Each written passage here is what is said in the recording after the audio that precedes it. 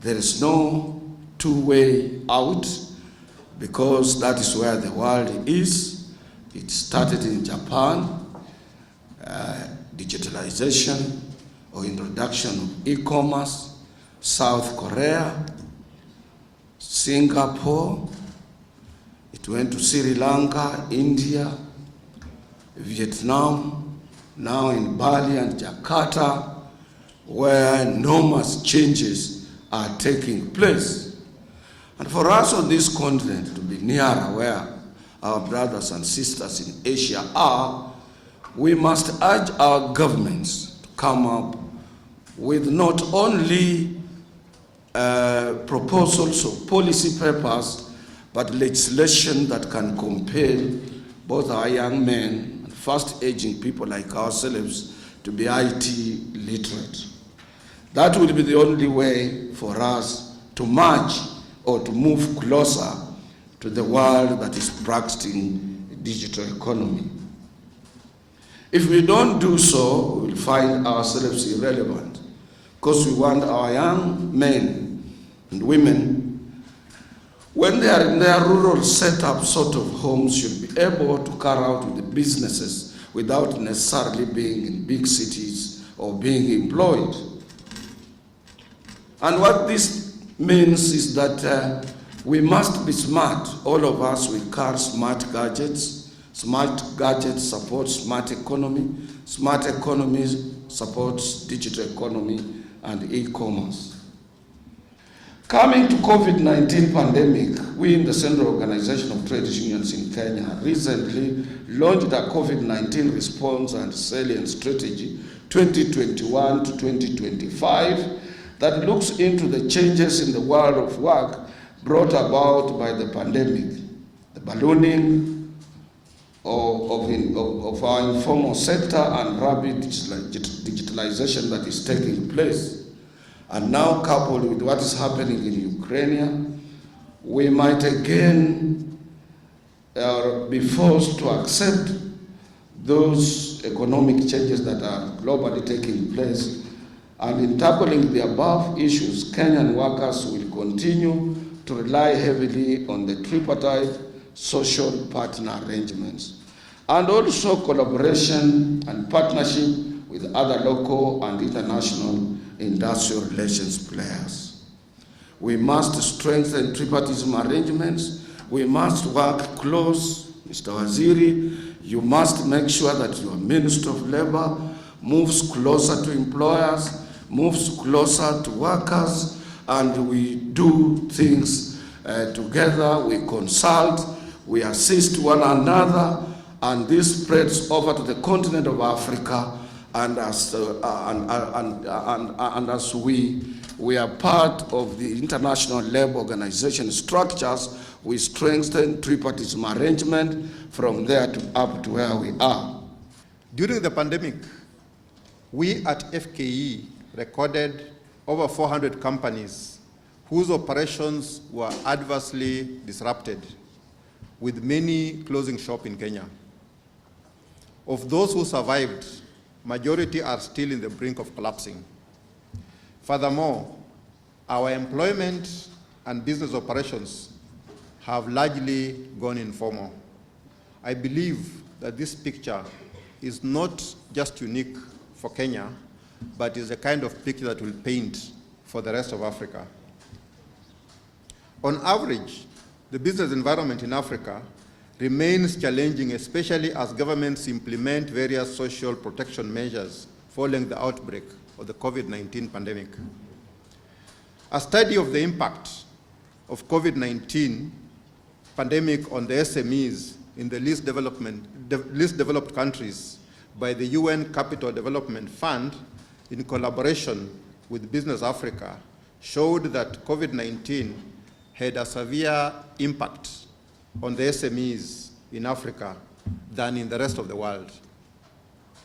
Remote working was not an option for SMEs in Africa, and therefore access to customers, access to suppliers, and I don't know what's happening with the world today, because we've just recovered from a very serious crisis and someone thinks it's not enough. and starts another problem in the world, which is going to affect employers and employees, and the business, how business will be conducted. As we're speaking, you can see now planes are being diverted out of Ukraine and moving from Europe to Far East. It's going to double the cost because you have to change the route. Again, that will impact on business. Borrowing across the globe will also be affected because there are embargoes that the world is mobilizing themselves to suspend, to stop, and even block. And that will still have an impact on employers and employees.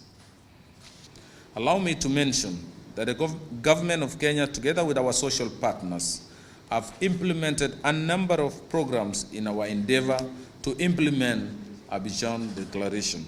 These include, but not limited to, the development and launch of third generation of Country Decent Work Agenda Program 2021-2025, which I launched in December last year. Establishment of Ajira digital villages, invested in improving of rural Kenya infrastructure, such as the road network, last mile connectivity program, and rehabilitation of dams and water pans countrywide. The government also successfully conducted trade union elections, and I'm sure Brother Dr. Atwoli will confirm. Last year, over 88 unions conducted, supervised by our labor commissioner and labor officers, as part of strengthening the institution as part of strengthening institutionalization of our unions.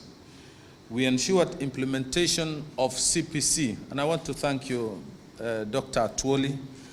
This is the only election that was conducted smoothly. No cases were taken to court, and I believe we are now beginning to witness a new way of engagement between our workers, employers, and government through definition of social dialogue. That we must break these borders amongst our 52 or 53 African countries, from Nigeria, Algeria to Kenya, that we all champion freedom of movement of goods and services so that labor can follow. As we pursue trade, we expect that goods will move from north to south, east to west. But similarly, goods cannot move alone without labor. And we must break these borders and create one indivisible Africa that allows, promotes, and champions freedom of movement of goods and services. I want to see a Kenyan engineer working in Algeria. I want to see an Algerian a banker working in Kenya. But what will Africa do? We need a different caliber of relationship. Africa wants to be treated as a partner, but how will Africa protect her resources, her people, her skills to be able that you have in the program before you? Through in-depth discussions around the theme that you have chosen.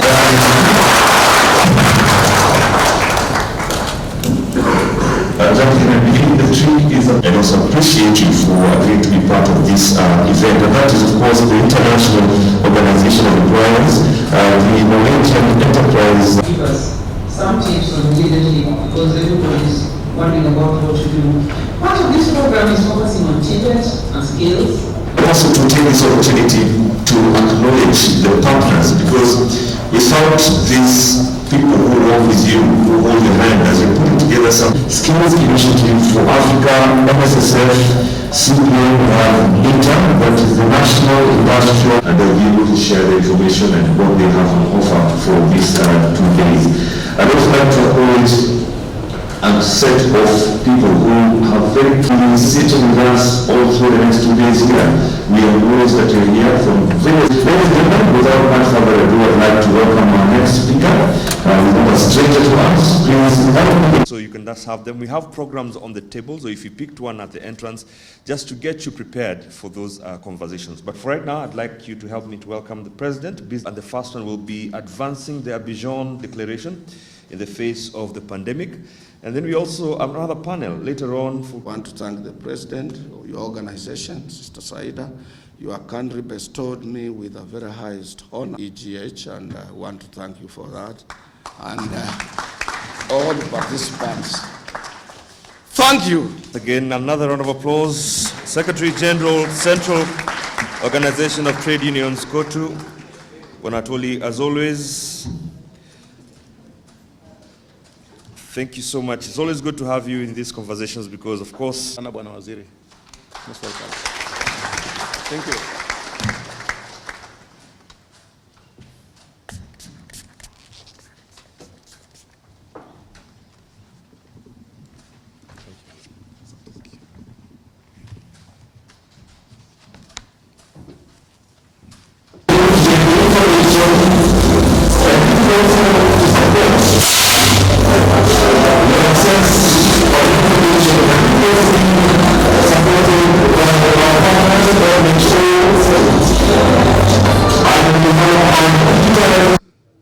We are all, the whole world is concerned about any worker or any person in Ukraine who is threatened or at risk of being armed through this conflict, this war.